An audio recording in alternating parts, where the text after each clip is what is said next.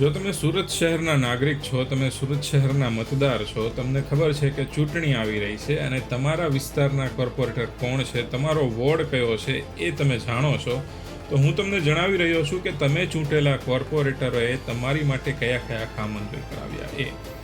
Ward number 19 એટલે કે આંજણા અને ડુંભાલ, આ વિસ્તારના કોર્પોરેટર રમીલાબેન યોગેશભાઈ પટેલ એવો જ્યારે ચૂંટાઈ આવ્યા હતા ત્યારે તેમણે જણાવ્યું હતું કે તેઓ 10 ધોરણ પાસ છે, તેમના પર કોઈ ગુનાહિત કેસ નથી અને એમની પાસે આશરે 24 લાખથી વધુની સંપત્તિ છે.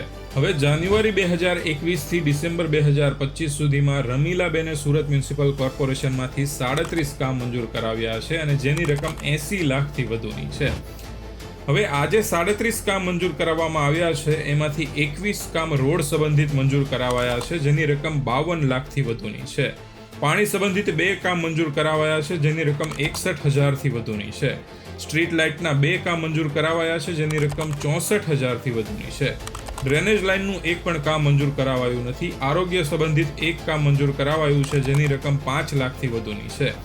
શાળા સંબંધિત 8 કામ મંજૂર કરાયા છે જેની રકમ 16 લાખથી વધુની છે અને બાકડા ફાળવવાના 3 કામ મંજૂર થયા છે જેની રકમ 6 લાખથી વધુની છે. હવે રમીલાબેને આ વિસ્તારમાં સૌથી વધારે ખર્ચ રોડના કામ પાછળ અને શાળાના કામ પાછળ કર્યો છે. આ વિસ્તારના લોકો જણાવે કે અહીંની શાળાઓની પરિસ્થિતિ કેવી છે અને અહીંયાના રોડ રસ્તાઓ કેવા છે, કમેન્ટ કરીને જણાવજો. બાકી સુરતીઓ તૈયાર થઈ જાઓ, ચૂંટણી આવી રહી છે.